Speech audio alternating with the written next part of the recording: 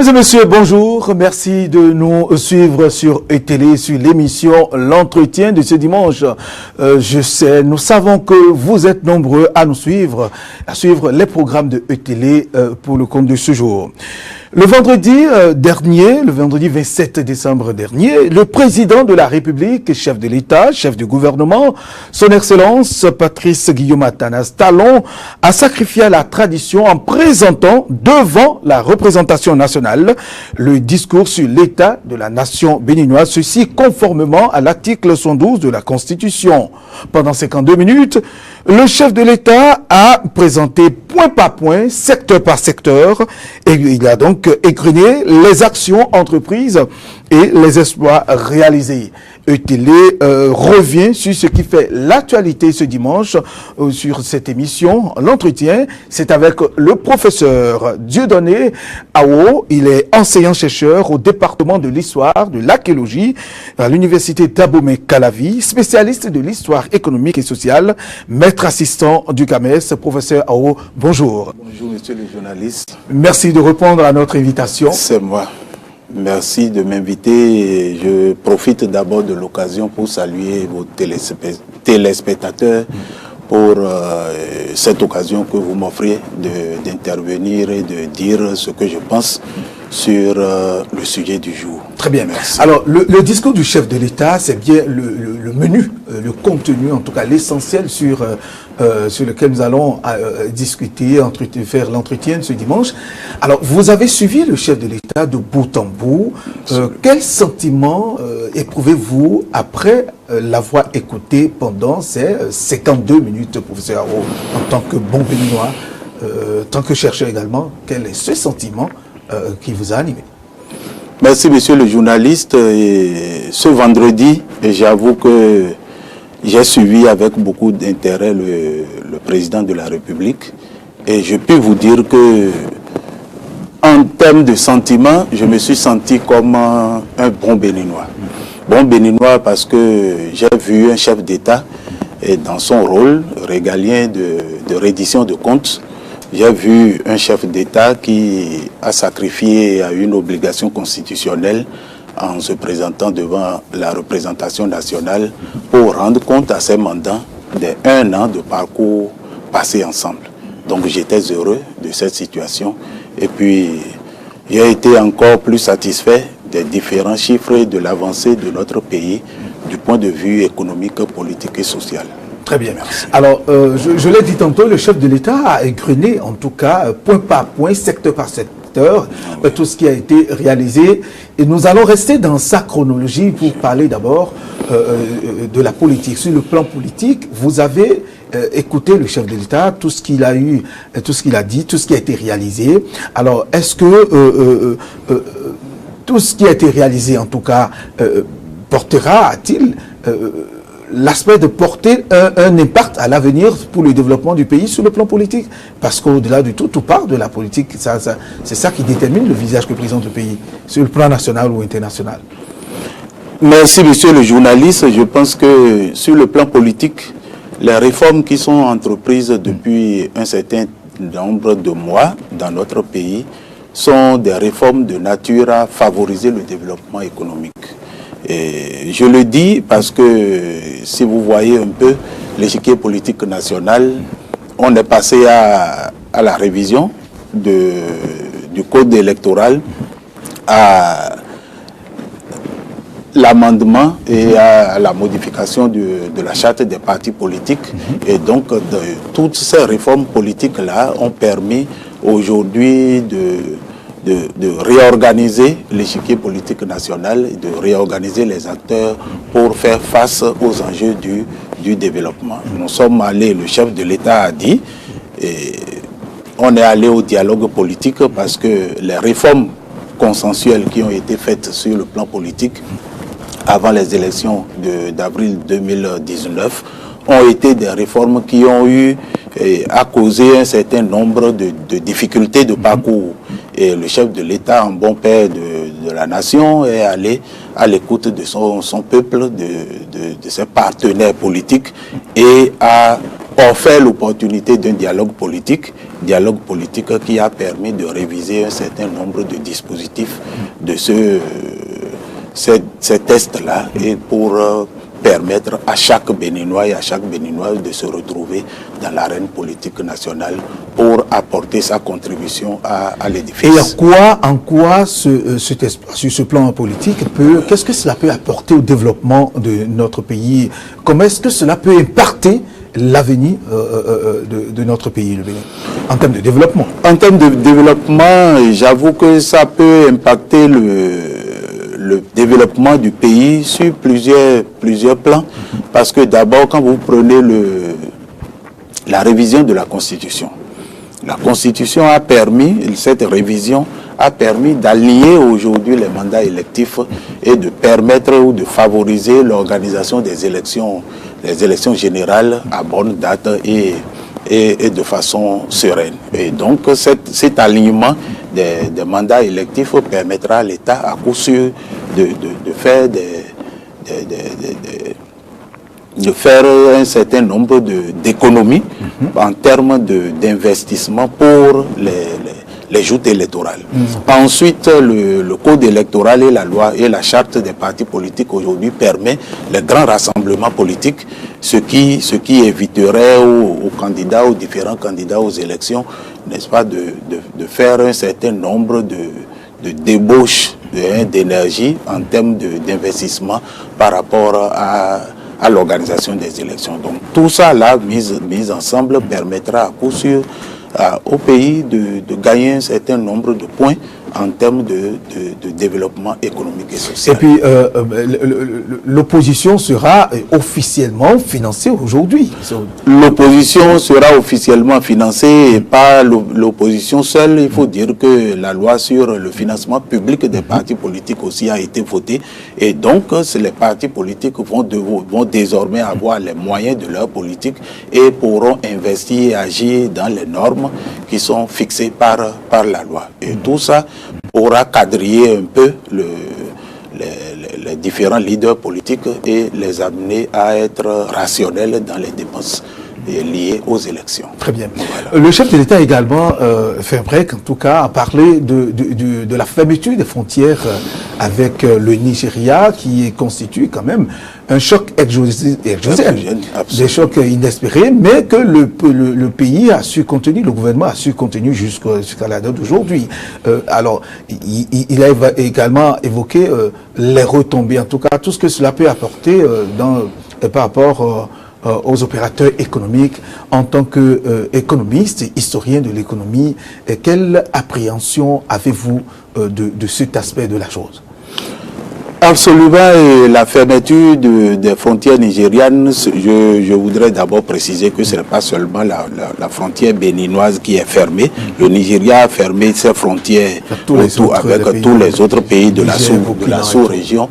Et c'est vrai, le chef de l'État l'a annoncé, la fermeture de cette frontière-là a des retombées, des conséquences économiques pour nos opérateurs économiques qui font des affaires en direction du Nigeria. C'est vrai, mais en retour, c'est que ça a permis aux Béninois de se réadapter, de réorienter leurs activités économiques à l'intérieur du pays et en direction d'autres pays qui sont encore ouverts pour le commerce sous-régional.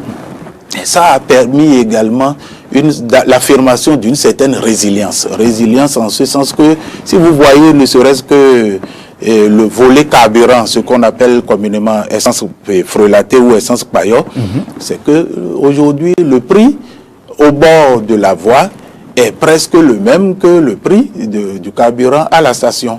Et pourtant, les Béninois, il y a 6 mois, 7 mois, 1 an, les Béninois ne pouvaient pas s'imaginer qu'ils avaient en eux la capacité de supporter une hausse aussi effrénée du prix du carburant. C'est dire que dans un environnement difficile, le Béninois sait se réadapter et c'est un avantage pour notre pays. Et donc, les Béninois avaient la possibilité d'aller à la pompe. Les Béninois avaient la possibilité. Les conducteurs de taxi moto Zemidjan qui s'alignent comme tout autre Absolument. et de très longues files d'attente qui sont devant, qui sont à la station. Absolument, les Béninois. Oh, je dis que je salue le génie béninois et au passage parce que les Béninois s'adaptent très vite aux nouvelles situations qui se posent à eux. Et dans ce domaine-là, ils ont montré que le Nigeria ne peut pas asphyxier le Bénin et ils ont réussi, nous avons réussi à nous réadapter, à nous adapter à la nouvelle condition. Et les activités économiques évoluent et vont quand même bon train malgré cette fermeture. De plus en plus, les Béninois ont commencé par oublier qu'il y a une situation de ce genre à l'est de notre pays. Et donc, c'est un facteur favorable pour le développement économique. C'est un facteur qui incite davantage les Béninois à faire mieux, à développer leur génie créateur par rapport... Et vous l'avez constaté sur le terrain, en tant que chercheur, vous l'avez constaté sur le terrain aujourd'hui? Bon, sur le terrain aujourd'hui, on l'a constaté, puisque vous et moi qui prenons ZEM, qui prenons... les taxis, villes et autres, on a constaté que les prix ont été juste réajustés et puis les Béninois ne s'en plaignent pas. Et donc c'est une aptitude à encourager pour le Béninois parce que il y a un bon moment donné, on ne pouvait pas imaginer que les Béninois achèteraient l'essence à 500 francs, à 600 francs, puisque c'était disponible au bord des rues à 250, à 275, à 300. Donc cette capacité d'adaptation du Béninois à la nouvelle situation est une opportunité de développement économique. Merci. Alors, sur le plan éducatif, le chef de l'État a parlé d'abord aller à l'enseignement maternel. Aujourd'hui, les cantines scolaires sont disponibles. Près de 8000 enfants ont aujourd'hui droit à un repas chaud par jour. Des milliards sont investis dans ce domaine. Qu'est-ce que cela peut apporter de bien, de substantiel aux élèves, à nos enfants qui sont au primaire? Parce que c'est quand même un espoir. C'est une première dans l'histoire du pays. Merci, monsieur le journaliste. Et parlant de l'école maternelle et primaire, je pense que le chef de l'État lui-même l'a notifié dans son discours. L'objectif premier, c'est d'arriver à avoir une école et une cantine. Donc aujourd'hui, le programme qui a démarré il y a environ 3 ans fait son petit bonhomme de chemin. Et 4000 écoles, donc il y a déjà plus de 51% des écoles primaires et maternelles du Bénin qui sont impactées par ce projet. Et dans ce cadre, qu'on dise qu'il y a 800 000 élèves de la maternelle et du primaire qui bénéficient de ce projet, c'est beaucoup de choses. C'est beaucoup de choses quand on sait que l'homme est l'ingrédient le plus important du développement. Donc c'est à l'école qu'il faut former l'homme de demain. C'est à l'école qu'il faut offrir les conditions de travail aux enfants pour qu'ils aient l'esprit d'assimilation nécessaire pour pouvoir avancer. Et on n'imagine pas, monsieur le journaliste, que dans ce pays ici, il y a des centaines de milliers d'enfants d'apprenants de la maternelle et du primaire qui n'avaient pas, avant ce projet-là, qui n'avaient pas l'assurance d'un repas chaud par jour. Et donc, c'est une grande avancée en termes de réforme sociale. C'est une grande avancée qu'il faut saluer et qu'il faut encourager. Et parce que vous avez vu, c'est parti, le budget du financement de ce projet de 1 milliard en 2007, on est passé aujourd'hui à 14 milliards avec une projection sur 15 milliards l'année prochaine en 2020. Donc c'est dire que c'est une initiative souhaitable, louable. Il faut vraiment l'encourager parce que moi qui vous parle là, j'ai été un enfant qui a bénéficié de ce projet de cantine scolaire au temps du PRPB.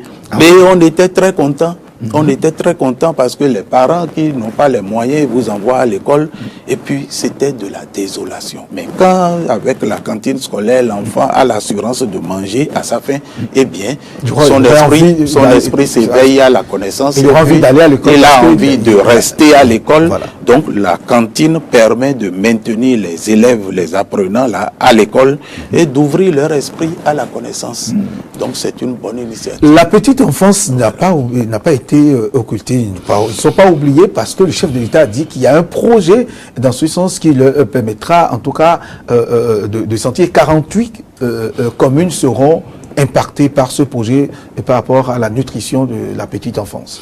Oui, ça aussi, je crois que c'est un volet à saluer parce que la petite enfance au Bénin ici, et quand vous lisez un peu les indicateurs sur le développement humain, vous constatez que la petite enfance dans les pays pauvres comme le nôtre est abandonnée à son propre sort. Et puis à l'école, si un projet peut permettre à ces enfants-là de 0 à 5 ans de bénéficier d'un accompagnement nutritionnel, je crois que c'est une bonne chose. Et les conséquences, vous les verrez d'ici à 2 ans, 3 ans, à 5 ans, vous allez voir les génies qui vont naître parmi ces enfants-là qui sont secourus aujourd'hui à l'école. Donc c'est une très bonne initiative, je crois. Très bien. Alors le secteur informatique, dans les écoles primaires, on en a réalisé, il y a eu un exploit qui a été réalisé, plusieurs écoles ont été impactées, touchées dans les 12 départements du pays, environ, disons, 160 écoles réparties dans les 12 départements ont été touchées et que désormais ils pourront à l'école manipuler à leur aise l'outil informatique. Mais ce n'est que du bonheur, monsieur le journaliste, puisque je suis heureux d'apprendre que l'initiation à l'informatique est devenue aujourd'hui une réalité dans notre pays. Ce n'est pas en Chine, en Inde et dans les pays développés que les enfants doivent quand même s'habituer à l'outil informatique dès les tout premières classes de leur scolarisation. Aujourd'hui, on a entendu 36 000 apprenants ont été impactés par ce projet. Ce projet qui est couplé de l'initiation à l'anglais. Donc l'enseignement de l'anglais aussi à l'école primaire. Donc ce sont des initiatives qui permettent aujourd'hui de mettre l'école béninoise à la dimension des exigences, n'est-ce pas, de la modernité et du développement à l'international. Donc les normes aujourd'hui de la qualité de l'homme qu'il faut former dans l'école, ce sont des normes qui sont exigées et aujourd'hui l'apprentissage de l'informatique au cours primaire permet à l'apprenant de commencer par sortir de ce fléau d'analphabétisation, puisqu'on dit aujourd'hui de nos jours que celui qui n'est pas initié à l'informatique est un analphabète du 21e siècle. Et donc, parer à ce fléau-là dès l'école primaire et maternelle, je crois que c'est une bonne chose. Ça permet de former des hommes qui seront techniquement et intellectuellement aptes à affronter les défis de leur siècle. 16 000 enseignants ont été retrouvés, en tout cas inscrits dans la base des données. Est-ce que historiquement, cette histoire de base de données des aspirants, ça existait? Est-ce que le Bénin avait connu ce système auparavant? Bon, ce qui m'intéresse aussi dans le discours du chef de l'État, c'est sa capacité de dire, c'est la première fois, c'est sa capacité de quantifier les actions que le gouvernement mène à travers le temps. Et je crois que c'est de faire des comparaisons. Oui. Il faut faire des comparaisons, monsieur le journaliste, parce que parfois, lorsqu'on se projette, on désespère. Mais quand on se compare, on espère. Donc, la comparaison est parfois utile pour voir le chemin parcouru et pouvoir faire des projections sur l'avenir. Donc, 16 000 aspirants, je crois que c'est pour la première fois. C'est vrai que dans le processus éducatif, dans le système scolaire béninois, on a eu à vivre un certain nombre à connaître un certain nombre de générations d'enseignants qui ont été appelés sous différents noms. On a eu des reversés, on a eu des engagés directs, on a eu des reversés, puis aujourd'hui on parle d'aspirants. Donc l'aspiranat aujourd'hui, c'est une innovation typiquement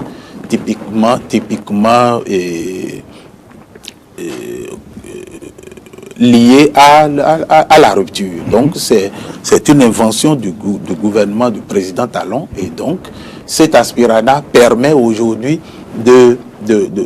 d'améliorer la situation des vacataires, dans les écoles, et de pouvoir leur permettre de bénéficier des avantages qui sont liés à leur nouveau statut, aux différents statuts qui leur sont faits, et de pouvoir apporter un plus à la formation dans les différentes écoles. Donc je trouve que c'est une très bonne chose et qui donne un soulagement à l'école béninoise. Alors, l'enseignement secondaire, dans l'enseignement secondaire, il y a eu, en tout cas, près de 2 millions et quelques d'enseignants qui sont en tout cas reversés, et d'autres qui sont aujourd'hui radiés de la fonction publique. Le chef de l'État en a parlé, puisque il y a eu cette évaluation auquel ces enseignants se sont prêtés, et puis ça a créé ce que ça a créé. Est-ce que il n'y a pas un message là qui est véhiculé peut-être à l'endroit de ces enseignants et à l'endroit aussi de la population, pour que les gens puissent comprendre? Bon, vous savez on dit souvent qu'on ne peut pas faire des omelettes sans casser des œufs. Dans une réforme, il y a la réforme, toute réforme est souvent douloureuse. Et donc, le processus avait été largement diffusé. Et puis, l'assurance avait été donnée aux différents enseignants, aux différents compatriotes qui sont dans ces différents cas, que le processus, à son terme, ne devrait pas permettre à quelqu'un de perdre son emploi. Bon, il y a eu des sceptiques, comme il y a eu des gens qui ont cru à la chose. Et puis, je dis, aujourd'hui, de toutes les façons, c'est une réforme qui est engagée, et elle se poursuivra pour le bonheur de l'école béninoise. Et ceux qui en ont fait les frais vont certainement devoir se reconstituer et prendre le train en marche par un autre bout, j'espère. Et de toutes les façons, c'est une réforme qu'il faut saluer et qu'il faut encourager.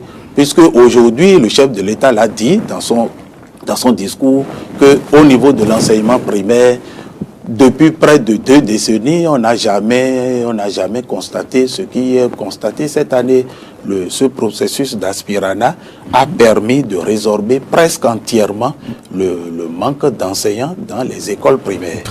Dans les écoles primaires. Et au niveau de l'enseignement secondaire, le cap est mis pour que ce déficit-là aussi soit comblé d'ici à quelques années. Et donc, je crois que c'est un bon processus, puisqu'il faut que les enseignants soient dans les classes pour qu'on ait un bon résultat à la fin de l'année. Conséquence, il faut aller à la réforme, il faut maintenir le cap de ces réformes-là et permettre à l'école béninoise de pouvoir retrouver, n'est-ce pas, ces lettres de noblesse. Plus de 230 000 jeunes filles sont des frais de scolarité. Est-ce que comment appréciez-vous cela? C'est énorme. Et quelles seront les avancées? Qu'est-ce que cela peut apporter au développement de ces jeunes filles, leur motivation à aller vers les écoles, à s'inscrire, à aller à l'école en fait? 230 000 filles exonérées à l'école en termes de frais de scolarité. Oui. Je crois que c'est beaucoup. C'est beaucoup, mais c'est peu par rapport à la masse de ces élèves, ces apprenantes filles qui sont en attente, n'est-ce pas, d'être maintenues à l'école. Le système existe. Cette exonération n'est pas typiquement de ce régime. C'est un accompagnement qui se faisait depuis avant l'arrivée de ce gouvernement. D'accord, mais son amplification permet aujourd'hui de maintenir les élèves filles à l'école. Puisque nous ne devons pas oublier que les réformes qui sont faites aujourd'hui et qui ont poussé à la révision de la Constitution devraient permettre permettre aux femmes d'avoir une bonne représentativité du peuple à l'Assemblée nationale. Et pour que nous ayons les femmes de qualité capables d'assumer ces différentes fonctions pour la nation, il faut des femmes, des filles bien instruites. Et donc, dans ces conditions-là, exonérer les filles de leurs frais de scolarité à l'école, je crois que ça s'inscrit dans la droite ligne de cette politique-là et permet de maintenir les filles à l'école. Parce que pour 12 000 ou 15 000, il y a certaines filles qui s'adonnent à des comportements répréhensibles qui, malheureusement, leur sont souvent fatales et qui causent leur désertion des milieux scolaires. Donc, leur exonérer les frais de scolarité pourrait aussi leur permettre de se maintenir à l'école. Et donc, moi, j'aurais souhaité que ce processus, ce projet de cantine à l'école puisse s'étendre également dans les établissements secondaires pour que ces filles qui sont exonérées des frais de scolarité puissent avoir aussi l'opportunité d'un repas chaud par jour, parce que, je le répète encore, ce n'est pas donné à tous les enfants, tous les apprenants au Bénin ici, de manger 2 fois, 3 fois à l'école dans une journée. Donc ce programme de cantine, s'il est étendu à l'enseignement secondaire, ça pourrait permettre que les efforts du gouvernement dans ce cadre-là soient plus visibles. Restant dans votre domaine, c'est-à-dire l'enseignement supérieur, il y a eu cet impact d'environ 27% d'augmentation par rapport aux allocations, secousses et bourses. Qu'en dites-vous? Est-ce que vous l'avez remarqué, vous, en tant qu'enseignant du supérieur à votre niveau, et qu'est-ce que cela peut apporter de nouveau? Quelle projection ça peut, quelle propulsion ça peut donner à notre pays ou à l'enseignement supérieur? Aujourd'hui, on est passé de 14 000 étudiants boursiers à plus de 29 000 étudiants boursiers. Et je crois que c'est une très bonne chose parce que vous ne pouvez pas imaginer, la bourse vient comme un ballon d'oxygène à l'étudiant dans son processus d'apprentissage. Et la réforme, là où le niveau elle est aujourd'hui et qu'il faut saluer, c'est que la bourse ne s'octroie plus ou ne s'obtient plus en cours de formation, mais la bourse s'obtient déjà à l'entrée à l'université. Donc le nouveau bachelier qui est boursier a toute l'opportunité de ne pas abandonner la formation avant la fin des 3 ans pour le cycle de la licence. Donc c'est une innovation qu'il faut encourager.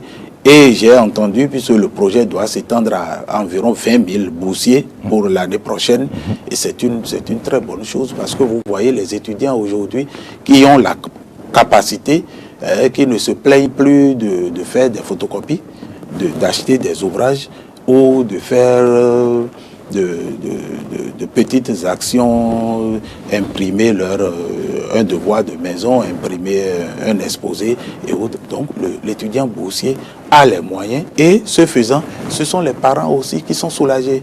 Donc je crois que ce projet de bourse à l'entrée de l'université permettra à coup sûr de maintenir également les étudiants à l'université et permettra d'assurer leur formation, et ne serait-ce que pour le premier cycle de l'université, le niveau licence, pour permettre à ces jeunes d'avoir un emploi, d'avoir d'abord un parchemin et de pouvoir postuler à un emploi rémunérateur pour l'avenir.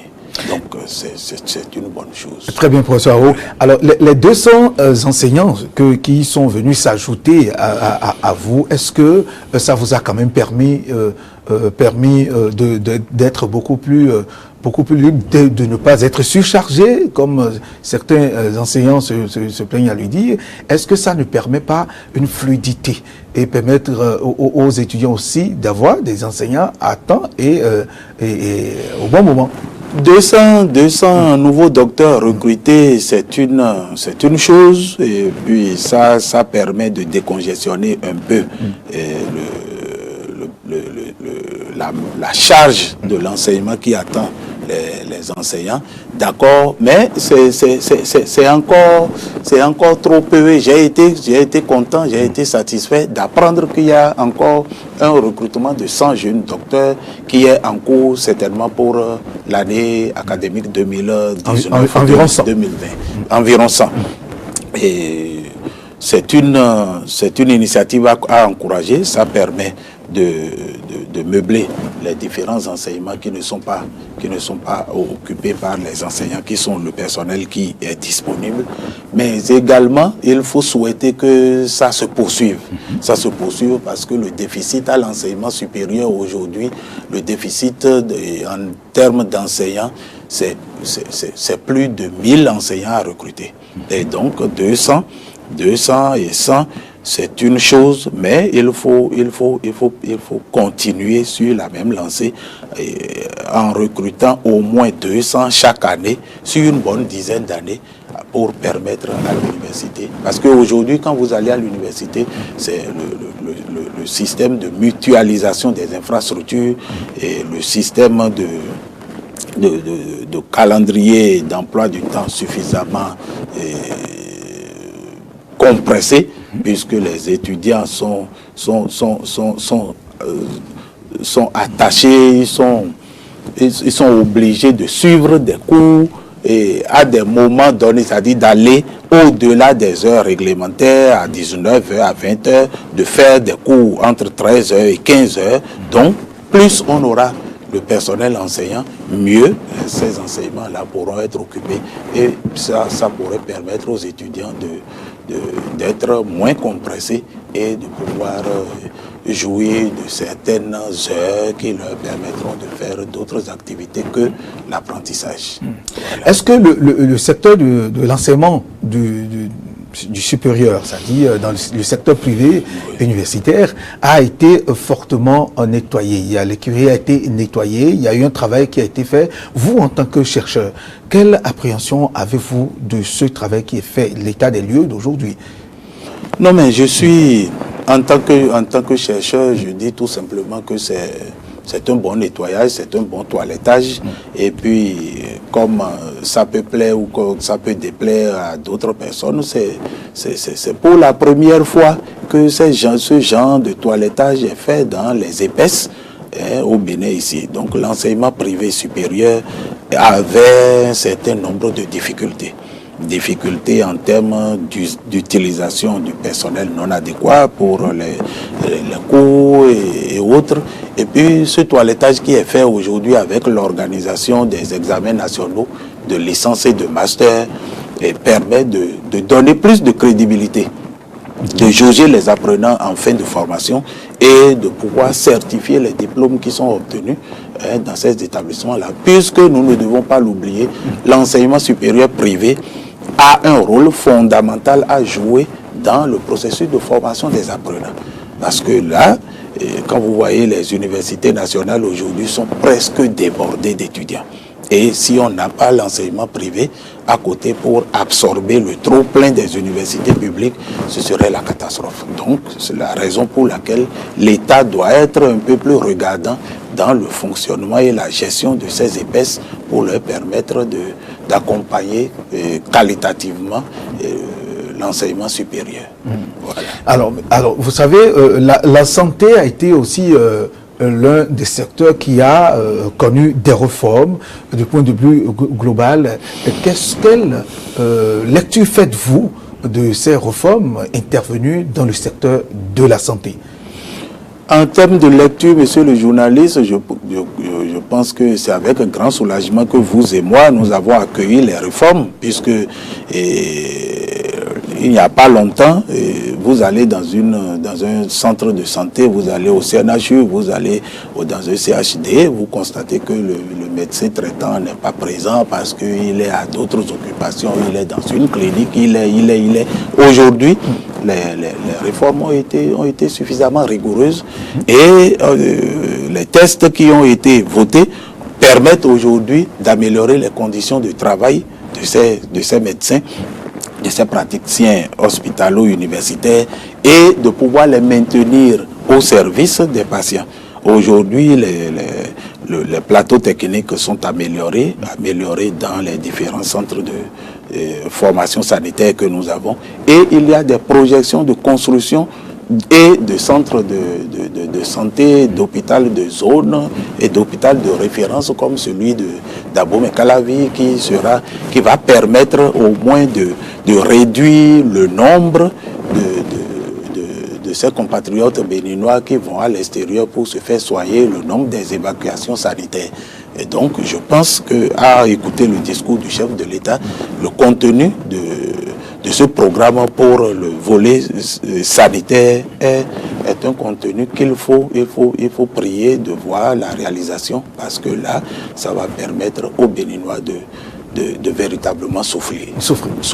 Parce qu'il faut rapprocher l'hôpital de la population, il faut rendre son accès plus facile et moins coûteux pour la population. Et c'est dans cette dimension-là, c'est dans ce sens que le chef de l'État travaille avec son équipe pour que les Béninois soient mieux soignés et en bonne santé pour faire face aux enjeux du développement. Et en termes de développement, qu'est-ce que cela peut apporter?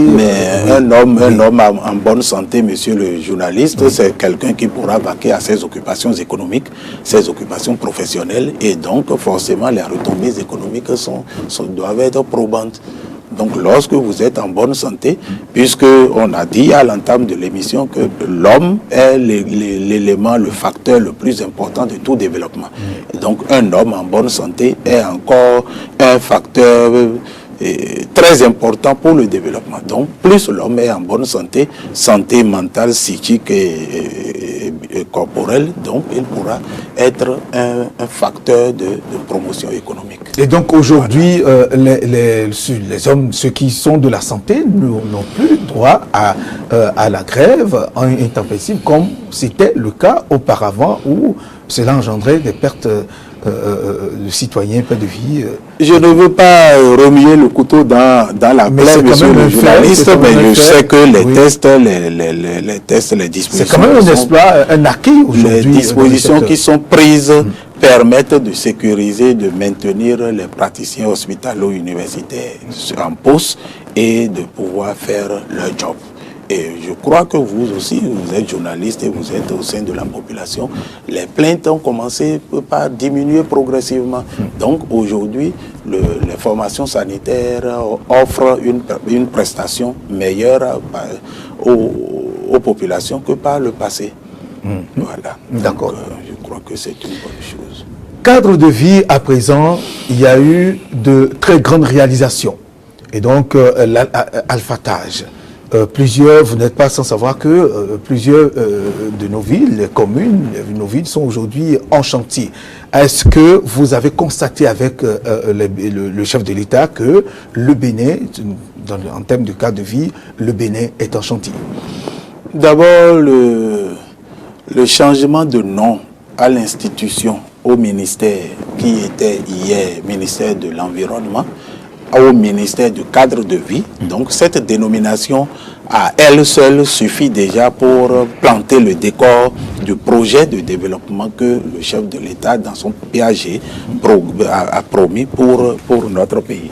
Et aujourd'hui, il suffit que vous sortiez dans les rues de Cotonou, que vous alliez à l'intérieur du pays, que vous alliez à Tankpé ou à l'Églita à côté pour que vous constatiez que les voies qui étaient hier impraticables pour les populations qui devraient relier Paou, en tout cas vers Ouida, là, la zone Révier, Paou et autres, il y a des voies qui étaient impraticables, les populations payaient 100 francs pour pouvoir passer et autres. Aujourd'hui, la circulation est fluide, et libre, et puis c'est pour le bonheur des populations. Les différents chantiers qui sont mis aujourd'hui en œuvre permettent d'espérer véritablement que d'ici à là, nous aurons un cadre de vie plus assaini, plus agréable à vivre, et on pourrait être fier d'appartenir ou d'exister, d'habiter une ville ou un village. Qu'est-ce que cela peut apporter à l'économie? En termes d'économie, oui, en termes d'impact économique, oui, c'est beaucoup de choses. La fluidité des transports, la mobilité des hommes à l'intérieur d'une localité, d'une région et d'un pays est un facteur de développement économique important. Lorsque quelqu'un a la possibilité de relier un point à un autre, pour aller vendre ou aller prendre un produit échangeable économique, donc c'est un facteur de développement important. Plus la circulation, la fluidité de la circulation est grande, mieux ça vaut pour la croissance économique. Donc les embouteillages, les bouchons à n'en point fini qu'on vivait il y a quelques années, vous-même vous êtes en train de constater avec moi qu'aujourd'hui on a la possibilité de faire des contournements puisqu'il y a de nouveaux artères qui sont ouvertes. Donc ça permet aux populations de pouvoir circuler librement. Et en termes de retombées économiques, ça permet d'accélérer les activités économiques et puis de pouvoir rentabiliser le circuit. Voilà. L'assainissement de nos cours d'eau, le chef de l'État en a parlé. Alors, puisque ça crée d'énormes problèmes aujourd'hui, les cours d'eau ont commencé. D'ailleurs, le projet a démarré. L'année prochaine, ce serait un projet de grande envergure et toutes nos cours d'eau, en tout cas, seront nettoyés au propre. Alors, monsieur professeur Ao, chercheur à l'université, cela apportera-t-il un plus-value à l'économie béninoise? Vous savez que jusqu'à un passé récent, le Bénin est un importateur de produits de pêche du Nigeria surtout, et de la Côte d'Ivoire et du Togo d'à côté. Parce que à un moment donné, la pratique de la pêche dans nos pêcheries, dans nos régions, sur les différents plans et cours d'eau, la pratique avait été malsaine. Et aujourd'hui, l'assainissement de ces cours d'eau a permis, n'est-ce pas, de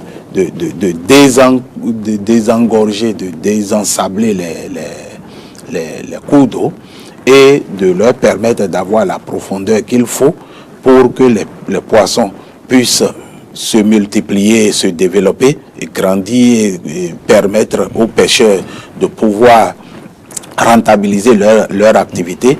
Et la Jacinthe a été débarrassée d'un certain nombre de plans d'eau pour faciliter la circulation. Parce que quand on parle de circulation des biens et des personnes, ce n'est pas que sur les voies routières et aériennes. Il y a aussi la circulation à l'intérieur des cours d'eau. Donc, ça permet aux marchands, aux bonnes dames qui relient les petits marchés de l'intérieur, d'Aguégué, de Guézin, de Sinvier et autres, par les petites embarcations, de pouvoir circuler. Il est arrivé un moment où la jacinthe, donc la plante qui empêche la circulation de l'eau, avait couvert plus de 2000 hectares de cours d'eau. Donc aujourd'hui, ce travail de toilettage de ces cours d'eau permet la libre circulation sur ces cours d'eau et permettra également à la faune aquatique de se développer pour permettre au Bénin de ne plus importer en tout cas, de réduire ces importations en ces produits de pêche que nous avons toujours fait jusque-là. Voilà. Alors, quel regard portez-vous, professeur Ao, aujourd'hui sur la propreté, l'assainissement de nos villes en termes de propreté, les grandes villes, Cotonou, Porto Novo, Paraco, etc., en termes de déchets solides? Est-ce que Cotonou, Porto Novo, ces grandes villes sont aujourd'hui quand même propres, à votre avis? Je crois qu'à ce niveau aussi, il faut saluer le civisme des Béninois, parce que dès que la loi sur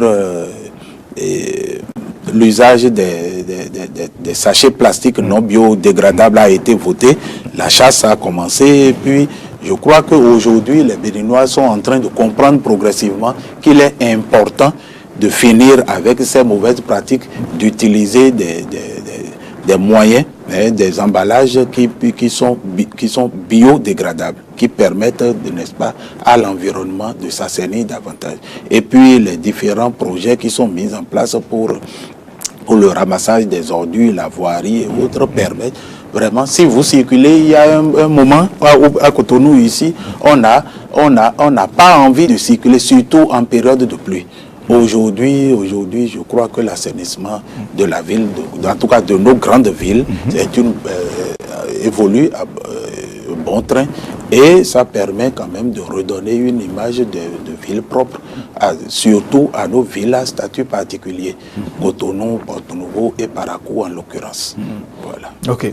Alors aujourd'hui, il y a ce phénomène dont on ne parle plus très souvent. Il y a la protection de nos côtes. Ça fait partie du cas de vie. Pendant longtemps, il y avait des populations qui se manifestaient sans des mouvements par-ci par-là parce qu'on craignait l'avancée de la mer. Aujourd'hui, c'est quand même endigué. Aujourd'hui, bon, c'est pas totalement endigué, mais ça rassure. Ça rassure, le chef de l'État l'a dit dans son message. Aujourd'hui, ça rassure puisque les travaux se poursuivent. À l'est de Cotonou, les travaux se poursuivent. Et il faut vous dire que c'est un chantier de gros investissements. De gros investissements. Et puis, ça se fait sans tambour ni trompette. Vous voyez que les épis se construisent, les digues. Aujourd'hui, je crois, si mes souvenirs sont bons, dans le message du chef de l'État, on doit avoir près de 4000 mètres ou 4000 mètres en tout cas de digues émergées, et voilà, pour pouvoir protéger ces côtes-là. Et les populations riveraines de jour en jour commencent par avoir l'espoir qu'ils peuvent encore vivre sur leur site sans être. Mais il a fallu qu'on mette un peu plus de force pour déguerpir un certain nombre de populations pour pouvoir y en arriver. Donc je crois que ces travaux d'assainissement, ça se poursuit, et pour le bonheur du peuple béninois. C'est vrai, certains n'avaient pas compris le projet au début et ont émis un certain nombre de résistances. Je ne vais pas toujours apostropher quelqu'un sur le plateau, mais aujourd'hui, ceux-là qui hier n'y croyaient pas ont commencé par voir que avec le dragage de la mer et puis le recul de l'eau, on a encore espoir que ce phénomène côtier pourra être résorbé bientôt. 20 000 logements, des logements économiques qui feront, en tout cas de ces localités qui sont choisies, des villes nouvelles, des villes neuves. Le chef de l'État en a parlé en tant que spécialiste des questions économiques et sociales. Monsieur Ao, votre appréciation?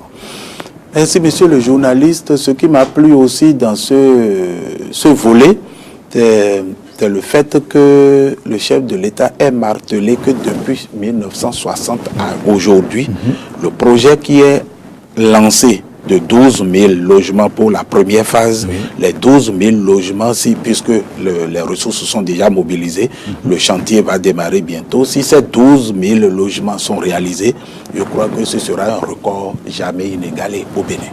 Et vous ne pouvez pas vous imaginer que le Béninois, le fonctionnaire moyen béninois dépense environ 30% de ses revenus dans la location son logement.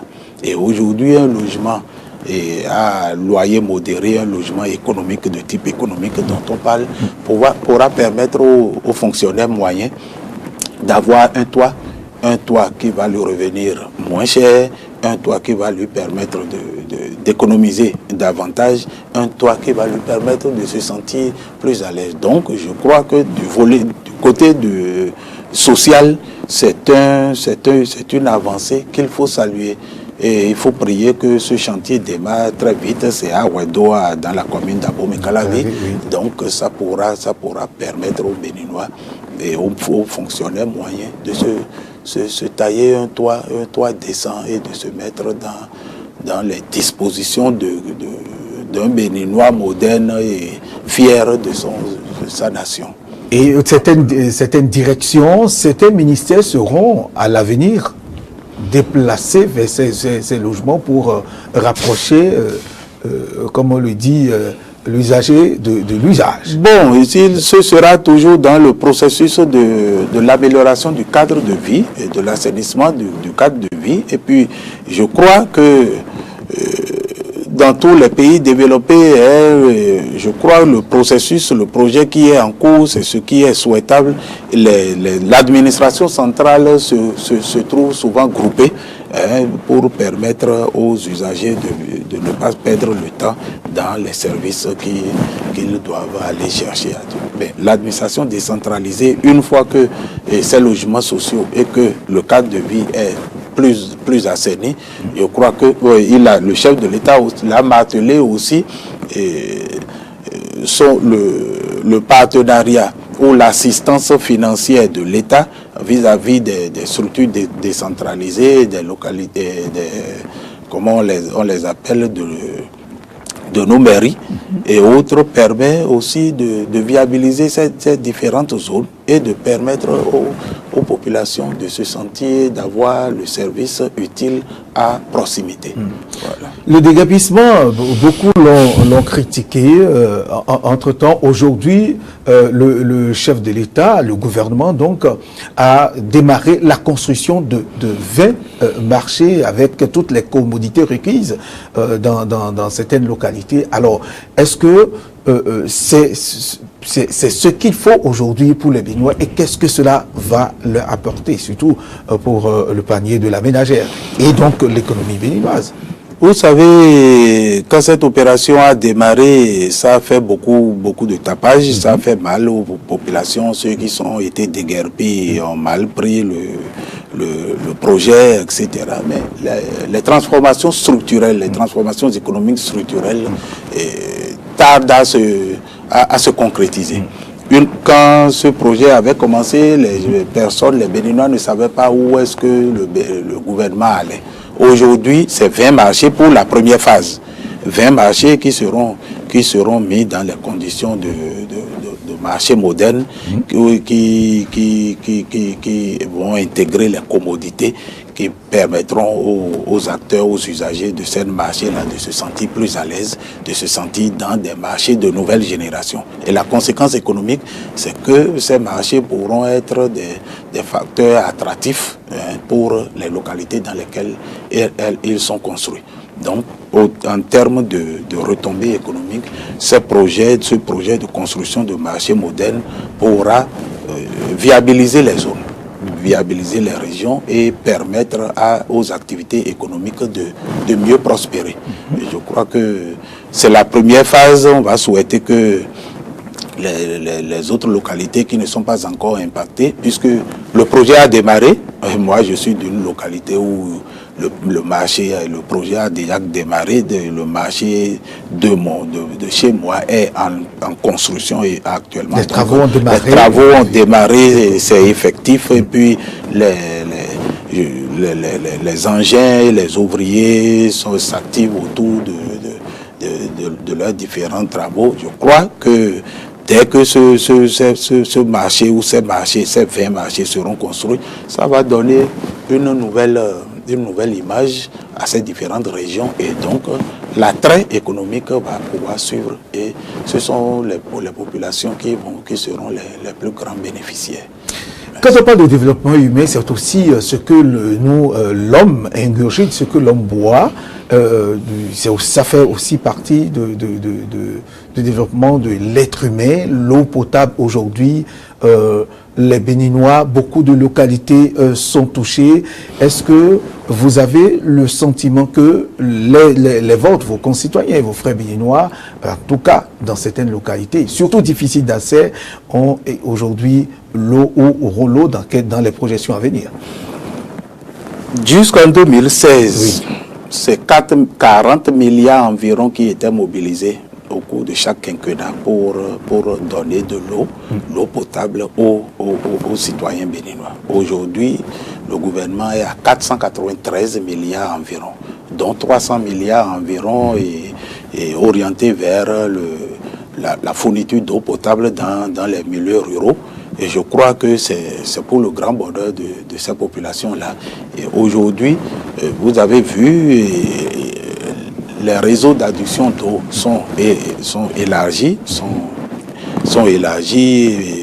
la capacité de stockage de l'eau a été quadruplée dans les différents grands centres urbains de notre pays, Cotonou, Parakou, Nati Tengou, Djougou et autres.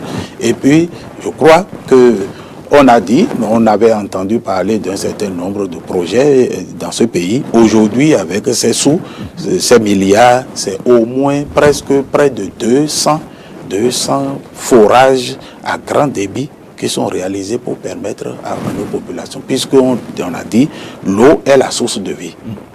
Et il n'existe plus, à ma connaissance aujourd'hui, une commune, un arrondissement qui n'ait pas de point d'eau pour satisfaire sa population. Donc je crois que c'est une avancée. Il faut aussi souhaiter que les années à venir, que les efforts continuent dans ce sens pour que les populations soient mieux desservies. L'eau ça dit le branchement à la SBE qui est aujourd'hui à peine à 50 000 francs de convention, c'est-à-dire un branchement promotionnel. D'aucuns ont contesté, on dit que c'est pas nouveau, 50 000 francs qu'on pourrait payer par tranche.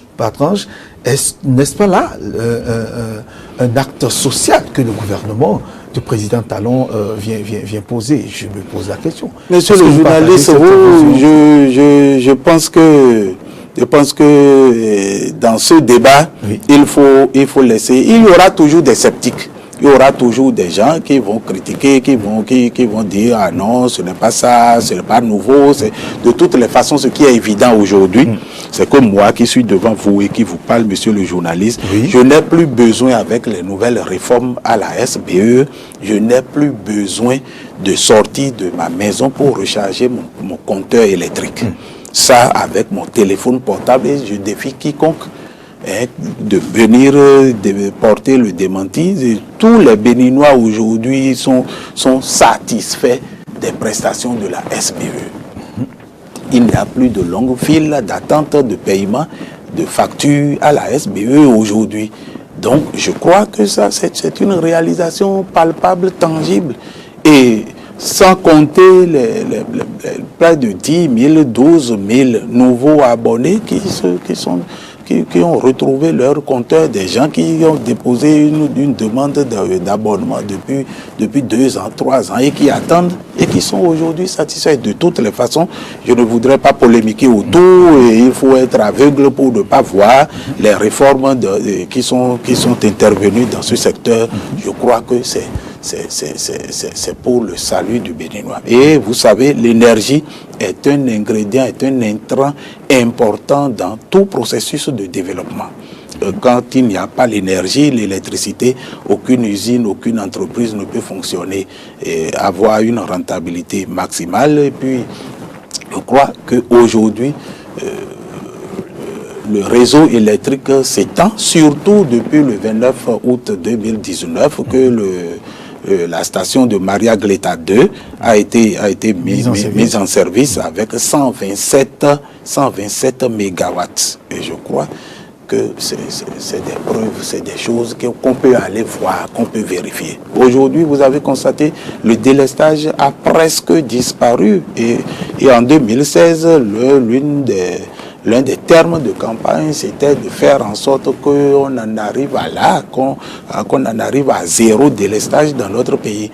Mais aujourd'hui, avec la mise en service, le Bénin aujourd'hui a une capacité de fourniture d'environ 160 mégawatts contre 40 ou 60, 50 mégawatts jusqu'en 2016. Je crois que c'est une prouesse qu'il faut saluer. Et aujourd'hui, je salue également le dynamisme de ce gouvernement qui est en train de penser à un mixage en termes d'énergie électrique avec le projet de construction de 50 mégawatts d'une centrale solaire à Boïkon. À Boïkon, à Djougou, à Natitengu, je crois, il y a 104 villes qui sont identifiées pour abriter ces centrales solaires-là. Je crois que c'est une bonne chose parce que nous avons le soleil. Moi, je suis quelque part à Bomekalavi, ici, où il y a une société chinoise qui est dans l'asphaltage, là, qui est installée, mais qui n'utilise pas un seul watt d'électricité conventionnelle. Ce n'est que le soleil. Tout le dispositif qui est d'éclairage sur le site là, ce n'est que de l'énergie solaire. Alors que c'est une ressource rare dans certains pays. Nous, en Afrique et au Bénin en particulier, nous avons cette ressource naturelle que nous n'arrivons pas à exploiter. Aujourd'hui, je crois, j'ai appris que les conventions sont déjà signées, les sociétés sont déjà identifiées. D'ici à là, ces constructions-là, ces centrales-là vont se mettre à terre et puis nous allons pouvoir augmenter la capacité énergétique. Alors, 160 capacités de mégawatts pour le Bénin, est-ce que ça rassure quand même les grosses entreprises à venir s'installer pour la transformation? Parce que, en tant qu'économiste, vous n'êtes pas sans savoir que pour toute transformation, pour les grandes usines, il faut de l'énergie et de l'énergie suffisante aujourd'hui. Je crois que 160 mégawatts, c'est pas suffisant. Mais c'est un grand pas. C'est un grand pas qui reconforte, qui donne l'assurance à ces investisseurs étrangers qui peuvent s'installer, puisque à comparer aux années antérieures, je crois que c'est une avancée qui se poursuit. Je vous ai parlé de 50 mégawatts de solaire dans 4 différentes villes du Bénin et ça va tourner autour de 200 mégawatts.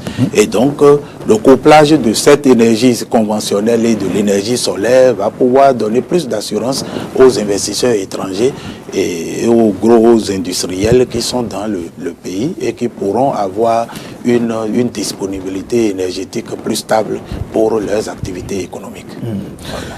L'agriculture a été l'un des points saillants du discours du chef de l'État. C'est ce qu'on a remarqué. L'agriculture, le Bénin est aujourd'hui premier en Afrique en termes de production du coton à environ près de 700 000 tonnes. Deuxième dans l'espace UEMOA en termes de production de culture vivrière. Est-ce que l'effort a été ressenti aujourd'hui? Parce que nous avons compris aussi, au cours du discours du chef de l'État, il y a eu l'émotion même du ministre de l'Agriculture. D'abord, le fait qui est là, les exploits réalisés. Et moi-même, je voudrais aborder ce volet, monsieur le journaliste, avec beaucoup de satisfaction et avec beaucoup d'émotion, parce que quand vous regardez le Bénin, mon pays, depuis 1960 jusqu'à aujourd'hui, oui, tous les gouvernants ont martelé dans leur politique que l'agriculture devrait être, n'est-ce pas, le pilier du développement de notre pays, développement économique. Donc tous les plans et les projets de développement économique ont été conçus sur le secteur agricole. Mais de 1960 jusqu'à aujourd'hui, cette agriculture n'a pas réussi à jouer son rôle de levier de développement économique. Et aujourd'hui, on ne peut qu'être fier d'apprendre que le Bénin, et puis je dis, quand on entend les critiques qui se font autour, mais c'est un discours public. Mais dire que le Bénin est un premier producteur africain de coton, Je crois que ça ne s'est pas dit dans une chambre. Je crois que c'est une fierté nationale qu'il faut saluer.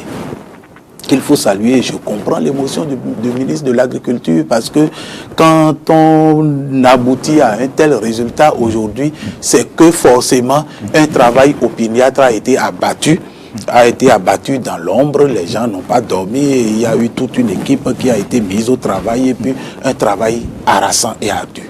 Donc aujourd'hui, c'est avec fierté et moi je dis, le Bénin pouvait être premier producteur du coton depuis longtemps, puisque vous savez que le Dahomey avait été l'un des meilleurs producteurs du palmier à huile en Afrique. Donc aujourd'hui, si on en arrive à produire la plus grande quantité de coton en Afrique, je crois que ce n'est que du bonheur pour le Bénin, et ce sont des indicateurs de croissance économique. Ce sont des indicateurs de croissance économique. Et ce qui est à saluer ici, c'est le couplage de la production des produits d'exportation et la production des produits vivriers. Parce qu'entre-temps, toutes les politiques ont encouragé l'exportation des produits agricoles et ont négligé le volet alimentaire. Donc, ce qui a fait que la sécurité alimentaire a connu des difficultés jusque-là. Donc, aujourd'hui, que le Bénin soit le second producteur de céréales en Afrique, je crois que c'est une bonne initiative, c'est une bonne nouvelle qui s'inscrit dans la droite ligne de la lutte que le chef de gouvernement et son équipe mènent pour la sécurité alimentaire au Bénin. Jusqu'à un passé récent, le maïs est importé du Nigeria, le maïs est importé du Cameroun, le maïs est importé du Zimbabwe. Aujourd'hui, si le Bénin peut déjà s'autosuffire en production céréalière, c'est-à-dire le riz, le maïs, je crois que la sécurité alimentaire aura quand même, on pourrait avoir à finir avec les famines cycliques et puis à tendre vers l'autosuffisance alimentaire. Alors, voilà. Qu'est-ce que le Bénin peut gagner sur le plan international avec ce rang qu'il a occupé, premier pays producteur du coton par rapport à l'économie? Qu'est-ce que cela peut avoir comme impact sur l'économie béninoise? Bon, mais en termes d'impact économique, puisque les impacts sont déjà là, probants, oui. C'est la croissance de l'économie. D'abord, être premier producteur d'une spéculation agricole dans une sous-région comme celle-ci, c'est que vous braquez tous les radars de ces pays européens sur vous. Donc c'est déjà un bon signe que le Bénin se porte bien et se portera encore mieux sur le marché international. Le Bénin pourra se vendre et vendre ses produits agricoles et au prix rémunérateur et permettre aux producteurs de pouvoir vivre de leurs activités. Donc, en termes de retombées, c'est ce que vous connaissez, croissance économique qui était à 6% en 2016, aujourd'hui, en 2017, aujourd'hui, nous sommes à 6,3% et en 2020, la projection, c'est 6,7%. Donc, je crois que c'est une croissance économique soutenue, qui est soutenue désormais par les performances agricoles. Il faut le souligner, le saluer. Insécurité alimentaire, en 2018, c'était à 11%. Aujourd'hui, en 2009, le chef de l'État l'a dit, c'est à 9%. Selon vous, en tant que spécialiste des questions de développement et du social, de l'économie, quelles peuvent être les projections pour l'année prochaine? Parce que les Béninois ont besoin quand même de manger à leur faim, d'aller acheter les produits vivriers dans les marchés, dans les coins de rue, et aux producteurs aussi de les vendre à temps et sur de très bons marchés et à bon prix. Alors qu'est-ce que cela peut apporter de nouveau pour les projections à venir? Ce que ça peut apporter de nouveau en termes économiques, c'est grand, monsieur le journaliste, parce que vous savez, le Béninois moyen aujourd'hui dépense environ 70% de ses revenus mensuels dans l'alimentation. 70% de ses revenus mensuels dans son alimentation. Et donc, quand vous voyez un peu de quoi est constituée l'alimentation de ce Béninois moyen, c'est près de 60%, 70% de produits importés. D'accord? De produits importés. Donc, si aujourd'hui, le Bénin peut déjà être premier producteur de produits vivriers en Afrique, c'est que le Bénin se positionne comme un grenier de la sous-région et donc les Béninois doivent pouvoir avoir un accès facile aux produits vivriers et à moindre coût et donc ils pourront économiser.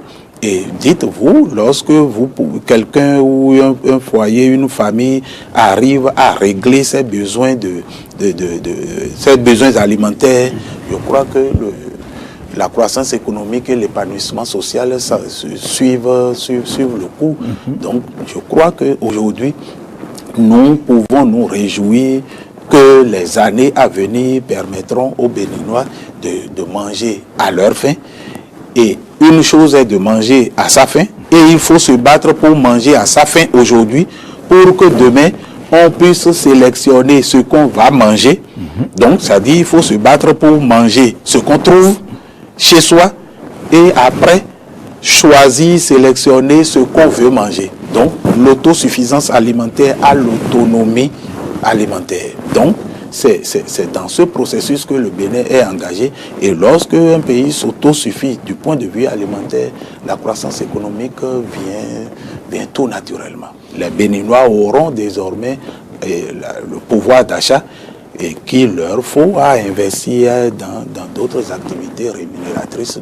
Et puis, ils pourront s'épanouir du point de vue social. Certainement croissant. On ne peut pas parler de croissance économique sans parler des moyens de communication. Aujourd'hui, le chef de l'État a mis un accent particulier dans ce secteur, la communication, développement de la fibre optique qui doit permettre à tous, à tout le monde, à tous les Béninois, au pays en général, d'être sur orbite. Vous savez que la communication est aussi une dimension très importante du développement économique. Aujourd'hui, quand vous voyez dans les pays développés, nous sommes en train d'aller à la tertiarisation de l'économie. C'est-à-dire, les Européens aujourd'hui dans le monde développé, les gens sont allés à l'économie de service. L'économie de service, c'est l'économie de la communication. Donc la communication est un volet, une dimension importante. Et puis le chef de l'État l'a très vite compris parce que le secteur tertiaire au Bénin aujourd'hui s'y perd trop vite. Et on est aujourd'hui à près de 60% en termes de revenus dans l'économie nationale fournie qui provient du secteur tertiaire. Et donc, plus les gens communiquent, mieux ça vaut pour l'économie. Et les activités humaines, les gens au téléphone peuvent faire des activités, s'appeler, puis régler des problèmes économiques, faire des affaires. En une fraction de seconde, ils ont déjà engrangé des millions. Donc, ce volet communicationnel est très important et il faut pouvoir le développer davantage. Et je souhaiterais à ce propos que le chef de l'État et son gouvernement puissent travailler à la réduction des frais de communication. Parce que plus la communication coûte moins cher, mieux son usage est réparti sur une large frange de la population et mieux ça vaut pour l'économie nationale. Voilà. La culture aussi est là. Vous savez, désormais, le chef de l'État rêve. Et il a dit qu'il est sur le chemin, le Bénin est en tout cas sur la voie du développement, je dirais, pour faire de la culture du béninoise et pour faire du Bénin la nouvelle destination. Alors tout ce qui est réalisé en 2019 permet de faire du Bénin, ou bien de rêver que le Bénin soit la nouvelle destination paisible, attrayante, et d'où on pourra tout voir. Je crois que je n'ai pas les chiffres en tête, monsieur le journaliste, mais quand vous voyez un peu aujourd'hui ce qui est injecté, les réformes qui sont d'abord faites dans le secteur touristique et les investissements qui sont faits permettent aujourd'hui de rendre nos sites touristiques plus attrayants. Plus attrayants. Et la destination Bénin est de plus en plus convoitée par les touristes internationaux avec les différents projets de construction de villages touristiques et autres qui sont en cours.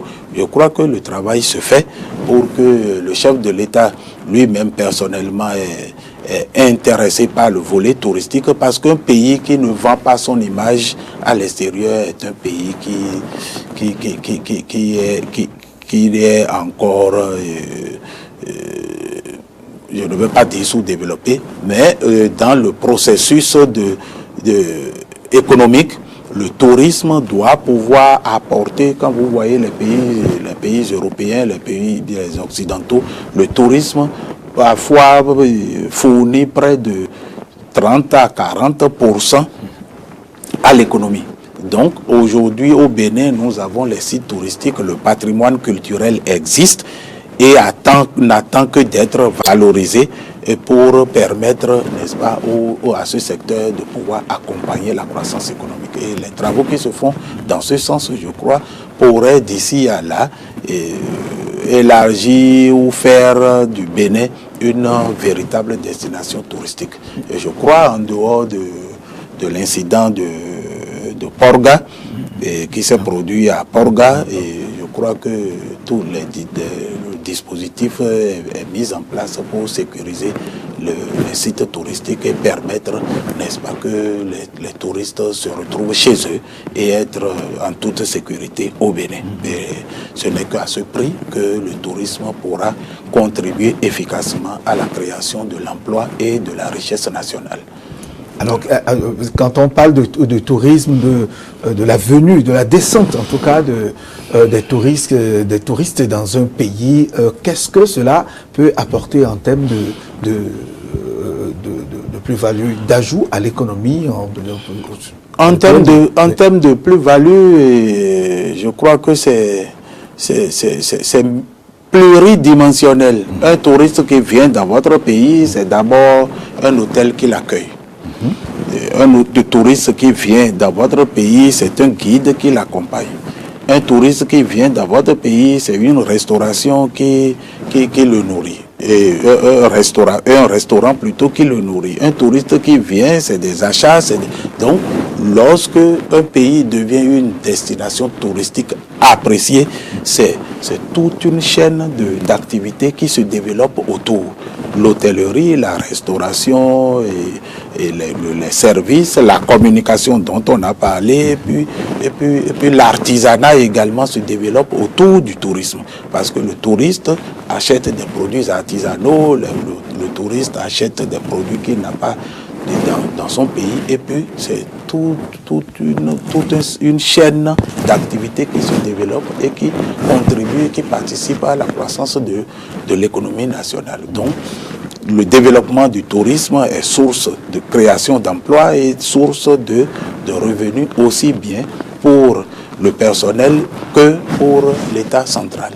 Voilà. Alors le sport aussi, là c'est l'autre volet du programme d'action du gouvernement et le message a été clair. Le sport a marqué l'année 2019. Monsieur le professeur, 2019, vous vous êtes senti fier d'être béninois certainement?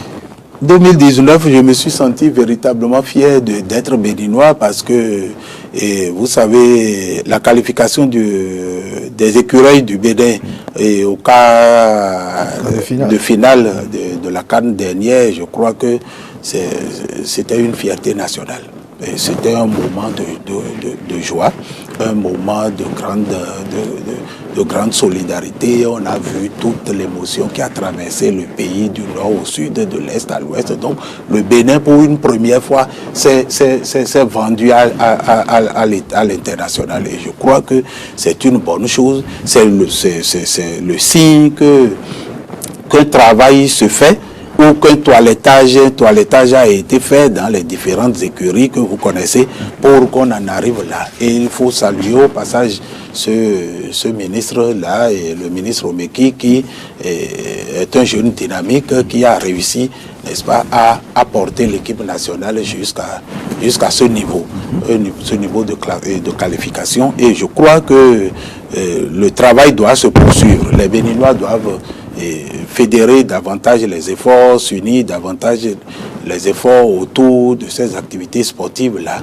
pour que très prochainement que le Bénin puisse aller en finale et puis pourquoi pas rentrer avec le trophée pour faire davantage la fierté des Béninois. Et gagner dans d'autres disciplines. Gagner dans d'autres disciplines. Bon, dans les autres disciplines, les sports individuels, le taekwondo, l'athlétisme et autres, des médailles d'or, les médailles d'argent se prennent individuellement, mais c'est le football qui est ce sport de masse qui draine plus de monde et qui porte la nation sur les écrans à l'international. Je crois que c'est le Bénin 2019 a été une année particulière pour le Bénin, une année de grande promotion économique, promotion sociale, promotion sportive. Donc il y a eu en gros une avancée qui donne l'espoir que demain sera meilleur pour le Bénin. Et je voudrais, monsieur le journaliste, et dire que quand vous voyez aujourd'hui la Chine, deuxième puissance économique mondiale, les réformes ont commencé depuis 1978. Donc les réformes pour qu'un pays pauvre comme celui-ci, comme le nôtre, comme le Bénin, puisse aller à la croissance économique, à l'émergence qui avait été une incantation, c'est un travail de longue haleine. Il faut les réformes structurelles peinent à se faire et se font souvent dans le temps. Donc la Chine, c'est depuis 1978 que les grandes réformes structurelles ont commencé avec Deng Xiaoping, et puis c'est en 2001 que la Chine a pu entrer dans l'OMC, l'Organisation mondiale du commerce. Et son ouverture au monde, puis son attrait pour les capitaux étrangers ont permis aujourd'hui à la Chine de devenir ce qu'elle est devenue, deuxième puissance économique mondiale, et aujourd'hui se bat pour renverser les États-Unis. Donc c'est pour dire que les réformes qui s'opèrent au Bénin aujourd'hui, il faut que les Béninois soient patients, qu'il faut que les Béninois soient courageux. Il faut que les Béninois espèrent, parce que telles que les fondations, les fondamentaux du développement économique se jettent, c'est que l'avenir est prometteur, l'avenir est radieux, et l'avenir pourra nous permettre de mieux vivre et de permettre aux générations futures d'hériter d'un pays mieux organisé, plus discipliné, plus économiquement prospère. Je crois. Et donc, il y a eu un appel du chef de l'État à tout le peuple béninois, surtout à la jeunesse et aux femmes, de redoubler d'efforts, parce que si les projections de 2020 doivent être atteintes, il s'agira de travailler, de redoubler d'efforts et de faire preuve d'abnégation pour donner véritablement un nouveau visage à notre pays, le professeur. Oui, vous avez constaté dans le discours du chef de l'État, et je m'en voudrais vraiment de ne pas le souligner, vous avez constaté cette humilité.